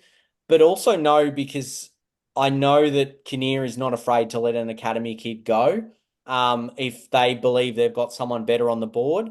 So for me, I think he just backs himself in. And to be honest, he's got the runs on the board, and like you can't disagree with him. And he's so direct with what he says. You just kind of nod and say, absolutely. He's done it. Like, you know what I mean? Like he's one of the most successful recruiters of this era. So you're not going to disagree when he says something. And he's backed him in, and he clearly, as I said, rated Andrew better.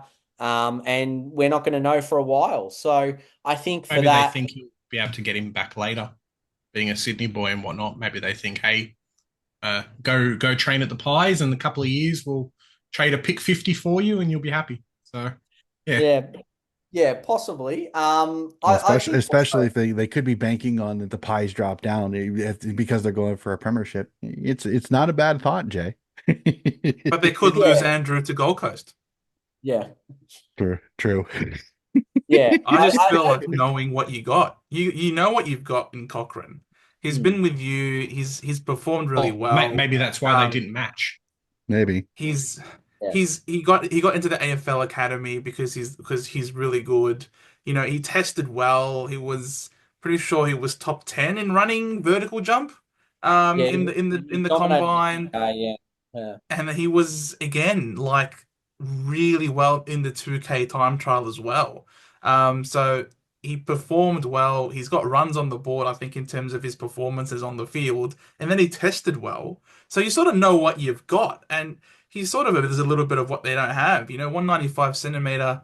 He's got height and a great leap. You know, like plus he's mobile to be able to into. You lost Paddy McCartan, unfortunately, one of the tragic stories of the AFL. And it just feels like you almost got a more mobile version of Paddy McCartan right there on the table, and for that to not have been matched, I was that was probably one of my biggest surprises of the night, to be honest. I will not disagree with you on that one. So, and just really quickly to hop onto it, your thoughts on Ned Bowman, because he's an interesting character because he's tall, but he's got some pace to him. I mean, could he even somebody that could come up and maybe even play the wing? Like, are we seeing a forward version of the Lizard in Ned Bowman? Yeah, I mean he's 186, so he's like that medium height more than anything, but he definitely he looks taller because of his athleticism.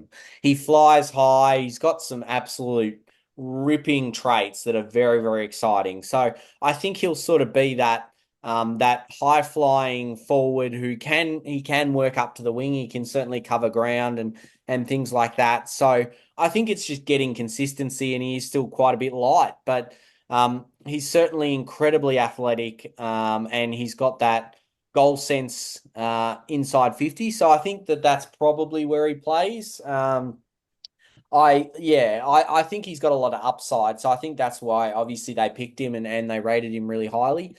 So for me, I think he's someone who will provide a lot of exciting moments. He might not be ready straight away, and this is the thing. He'll probably do a lot of really highlight moments in the VFL and things like that, where he sort of can jump up, take some great grabs, and flash in and out. It's just trying to get him that consistency, which he'll work through the state league and then get his chance. So I think he's just got to build on that consistency, but he's certainly very exciting. And yeah, with time, he could definitely play on a wing. But I think he'll probably, that high half forward will probably be a good role for him because he can work up the ground, then go forward, use it inside 50, and then also hit the scoreboard. So I think he's probably long term that high half forward kind of role.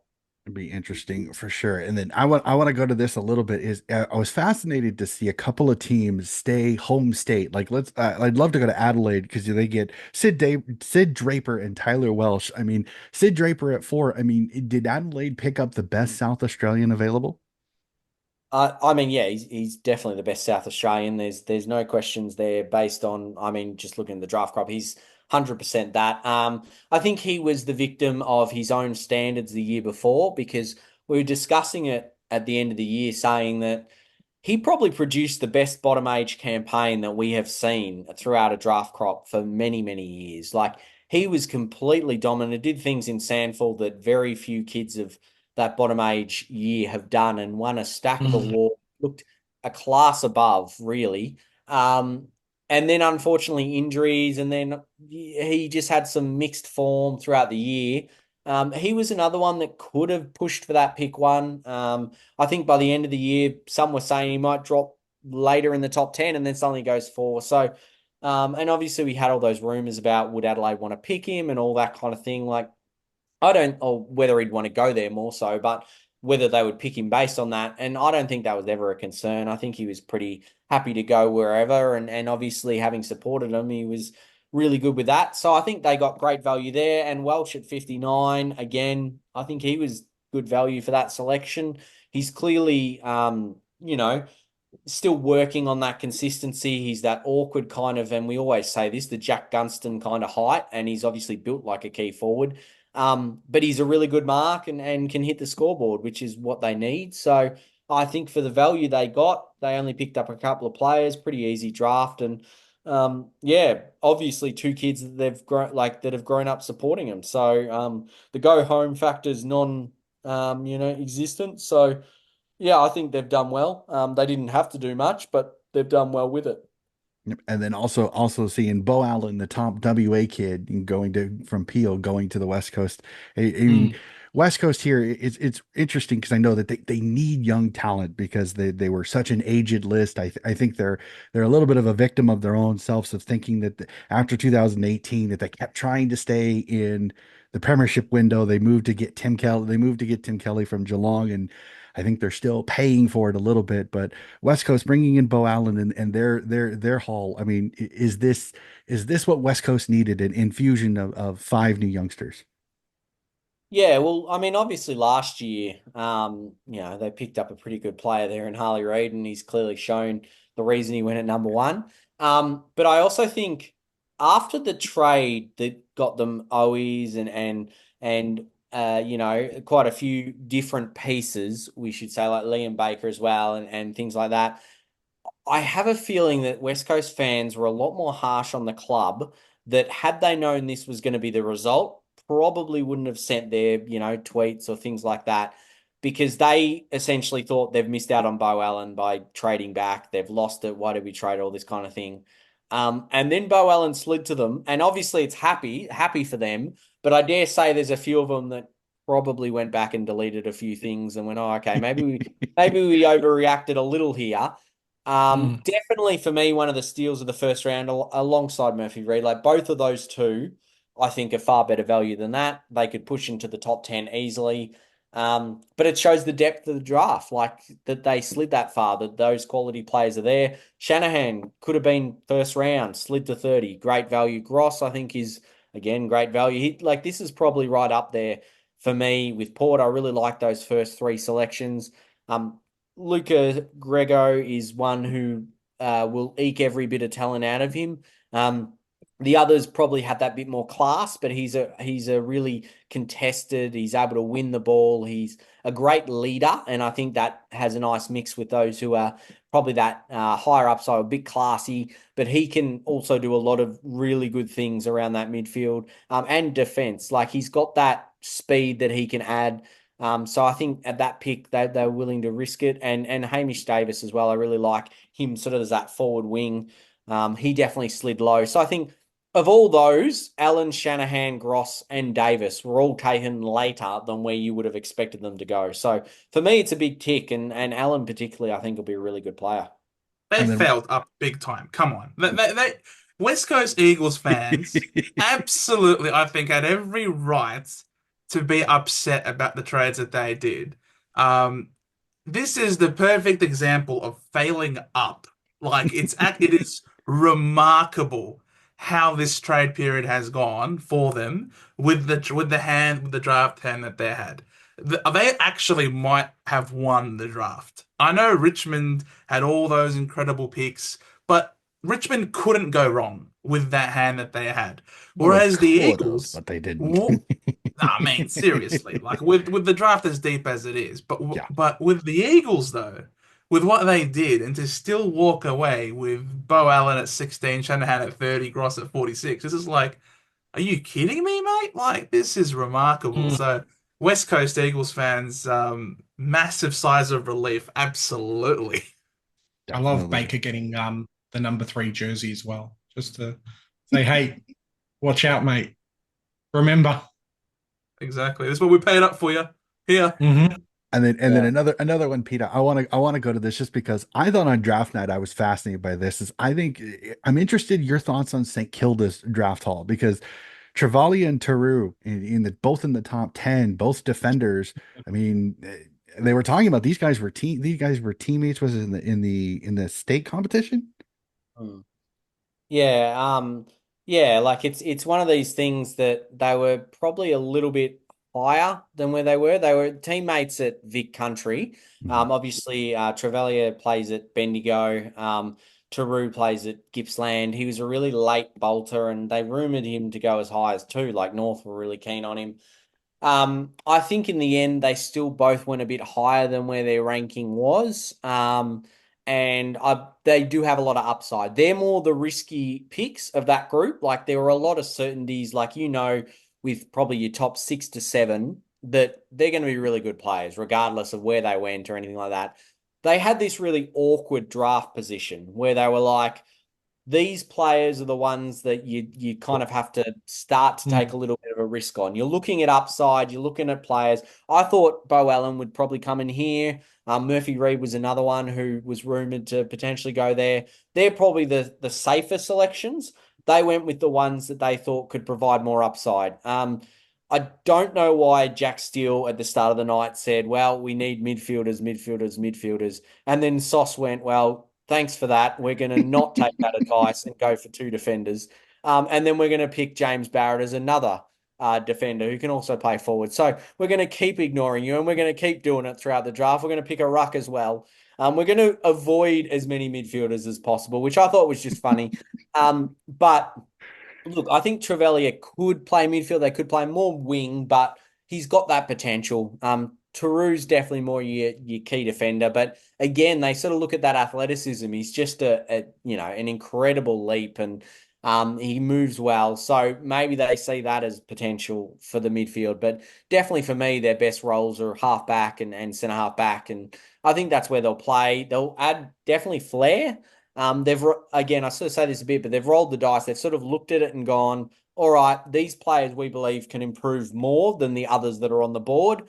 So we're going to go with them. We think they're going to be the bigger improvers. So they've risked it. We'll see what happens. They were just outside that secure, safe, we know what we're going to get range. So it was a bit tough for them. But yeah, it was interesting. They picked two similar players, and we'll just see how it pans out, really. Most impressive was Dodson at 53. He Yeah. was a massive slider. I think the Saints did really well getting Dodson in at 53. I think that really just summed up, just wrapped it up in a really nice, positive night for the Saints.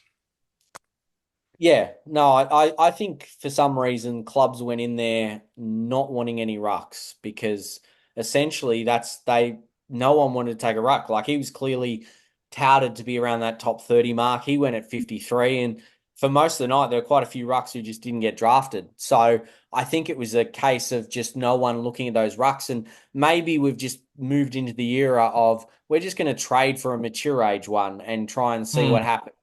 Maybe bring in a state leaguer if we need to. Let them trial in the state leagues. If someone pops up at 21, 22, they're ready made, then we'll draft them, bring them straight in. We don't want to develop kids for 4 years now in rucks. Like obviously athletic ones that are ready made, they'll do. But a lot of the rucks, they're just like, oh, there's a few things you got to work on. Go to the state leagues. We'll see you in a few years and see what happens. So I think that's sort of the mindset that it appeared, especially with Dodson falling that late. Well, and the other interesting part about it was the fact is that his teammate Moliere was drafted just before him. Yeah. And he was kind of the developing ruck underneath Dodson. I was an interesting little storyline there in that. So Pete, I got to do it. I do it every year, so I got to ask. Will I know this is a deep draft, so I'm going to actually start it a little bit later than I usually do. So round 3, picks 41 all the way through 70. Is there a kid in that group that you think could play round 1 next year? Yeah. Well, I mean, we've mentioned him, Luke Urquhart, I think is the one that stands out for me. Yeah, I think he's ready made. He's able to play. It's whether or not he can fit in there. But I think he's probably the one that really catches the eye out of those. I mean, clearly, Riley Bice is one that you have to kind of consider. He's a state leaguer, ready made now. So if you're looking outside the state league box, if you're just looking at the 18s and things like that, I think Urquhart's the one to look at. But certainly, yeah, Bice is ready made to go in now if they needed, like if they had to, or he could fit in. But certainly 18s, I'll go with Urquhart. And Yeah, it just Kakko as well. depends on Absolutely going. just depends if there's a spot for him, really. Yeah. Yeah. Pretty hard to break in. Yeah. So no, I always do that for Joe and Big J. Every year I always ask, is there a late round draft pick that could find their way into the top 22 of their team? Because I've been surprised sometimes you do it. And then I actually want to go right back to it a little bit of, as we talked about the father son a little bit. We got to talk about the Camparelli twins. I Mm. know Ben went a little bit higher than Lucas. I mean, is there a reason that the twins were separated that much? Because I mean, similar body types. I mean, was Ben just that much of a better player? Yeah. Ben was the more complete player. He was the one that obviously won South Australia's MVP. Funnily enough, Lucas was the better player at 16s, and then it turned around and went the other way. Ben's got that bit more like sort of inside ability, like he's sort of been able to move there, where Lucas has played that bit more defender role compared to Mm. Ben playing a fair bit of midfield. They always look for each other on the field. They're also very passionate about their footy, and I think we saw a few times. I had this hilarious clip of them where Lucas was kicking out of defence. Ben had just kicked to him, and he missed the target, and Ben turned around and gave him a spray on the boundary, which was absolutely hilarious. So it's like they're playing footy like they're brothers in the backyard, and they're the only ones on the field sometimes. So I think there's a fair bit. It wasn't too surprising for me that they went there. I did think a bid for Ben was probably going to come in the 30s, particularly with Sauce, there, and the link to Carlton. But I think in the end, he probably went about where we were thinking. He was probably around that 40 mark on value. Lucas was always going to be whatever the last pick was going to be, kind of thing, or near there. Um, I think he probably has that little bit more improvement to come. They're still working on just polishing up some of their elements, some of their fundamentals, and things like that. But I think they're both, at the value they're at.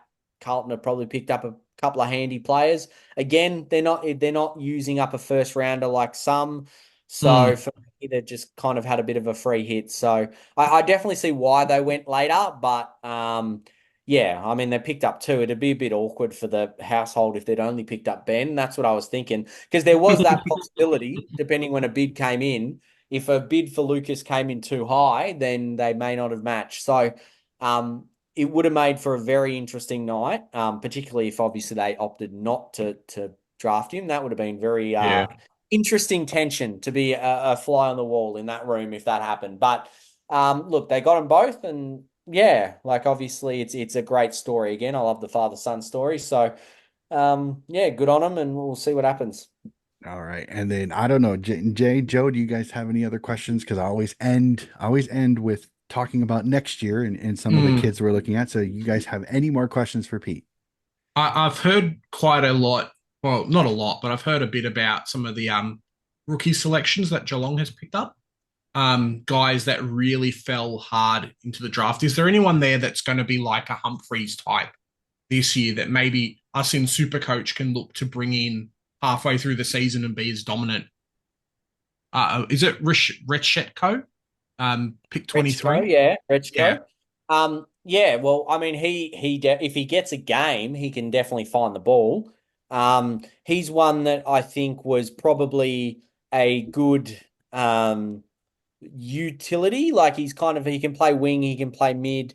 So inside or outside, he's got an elite running capacity, so he can Mm. certainly cover the ground really well. He's able to act defensively. So I think if he plays, he'll be quite good at finding the ball. Ivizic is probably your fantasy player to go for.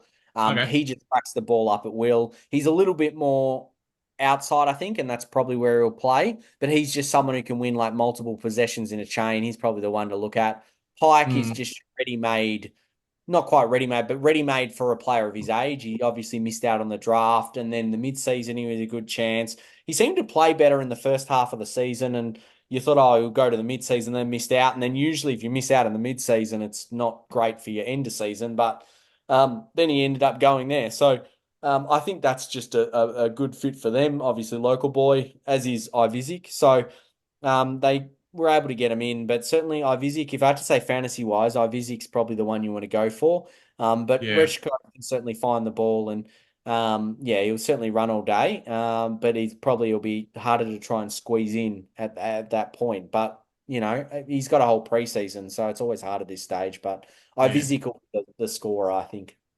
It's always those Geelong State League players, man. The ones from like the country leagues that get hidden away and then rookie selections. It's like, oh, well, Cool. Superstar player, 200 games, easy.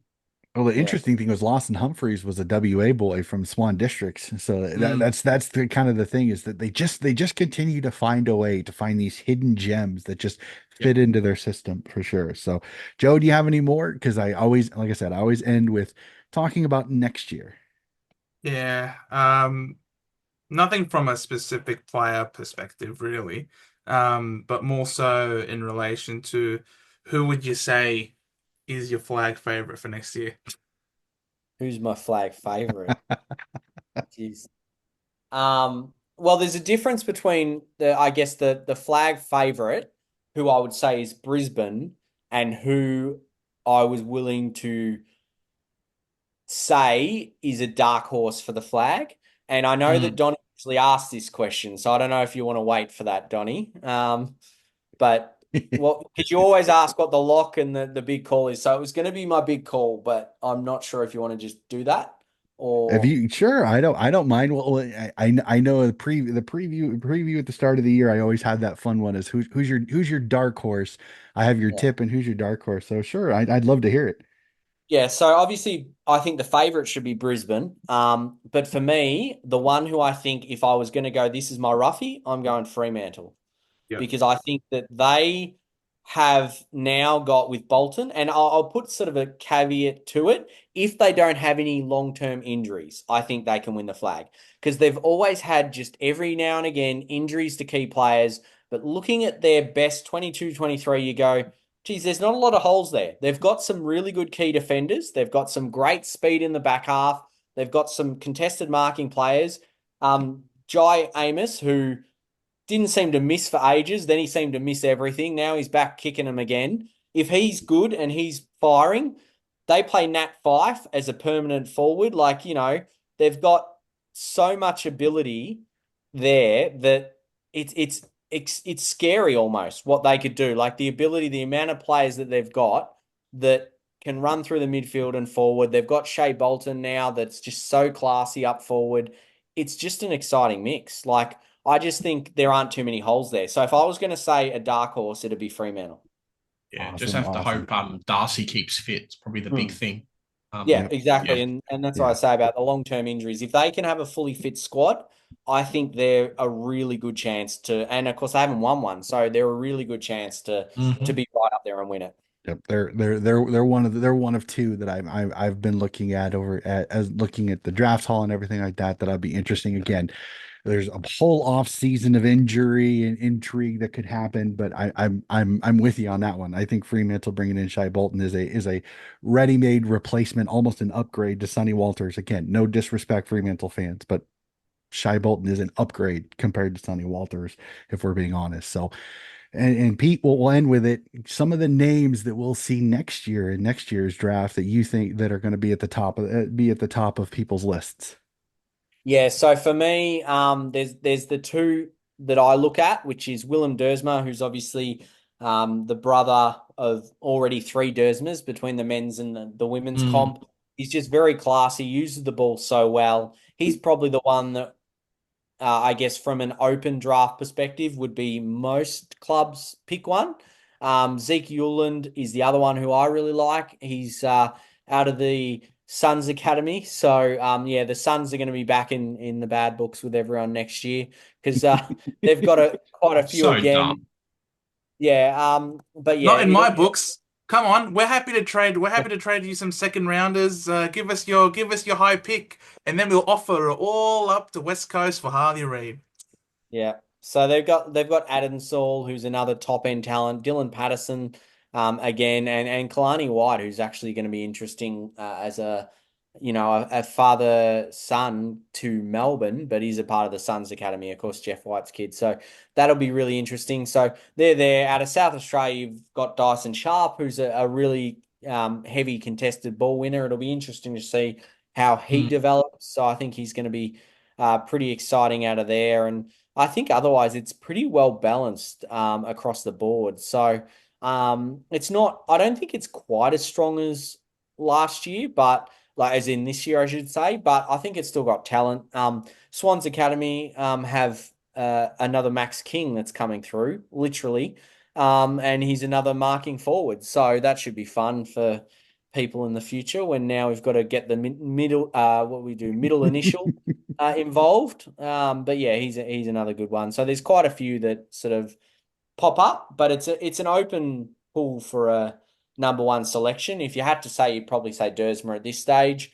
Euland's the other one I'd probably have as the contender, but there is quite a few that could push for that. Definitely interesting for sure. But as per usual, Pete, fantastic as always. Again, I'm still 3 years in, and we still have not stumped you. We haven't asked about a player that has not. You have not been absolutely up on it. You and Shifter are both two fantastic ability with it as per usual. So this has been a fantastic chat. Joe, Big J, it is great to have you on. I know that you guys do a little bit more fantasy, so it was fun for me to be able to hear you guys ask a few questions, not only about your club, but everything on that. So, just real quick before we end the episode, how are things going at the Center Bounce podcast? And are you guys going to do anything over the off season? Oh, mate, it's gone really well. I think at the moment, as Joe can test to, we're kind of on off season, so a little bit of a break. But come middle end of December, once Supercoach comes open, we'll smash out the content again. And yeah, it's kind of nice to have that little bit of time off, I think. Yeah, I don't mind absolutely. it. Yeah, I'll don't be mind looking it. to change things up. The quality of the footage might be a little bit crisper. Looking to improve the quality of the content that we pump out. We do love to smash it out during the preseason over our summer here. So at the moment, it is a bit of a downtime, but we will certainly be pumping out a lot more. As Jez says, later parts of December and early January, it will be videos galore. Well, cannot wait for that. I will definitely keep track of it. I may try Super Coach next year. I've been kind of a little iffy on it because it's a little bit over my head a little bit. I have played fantasy footy before, so I think next year I may dip my toe in to Super Coach for sure. And then Pete, I know you and I have went back and forth on this. You put out the men's guide, and now the women's guide is coming out next week. How excited are you to have this out? Because again, just like the men's, this women's draft class looks absolutely electric.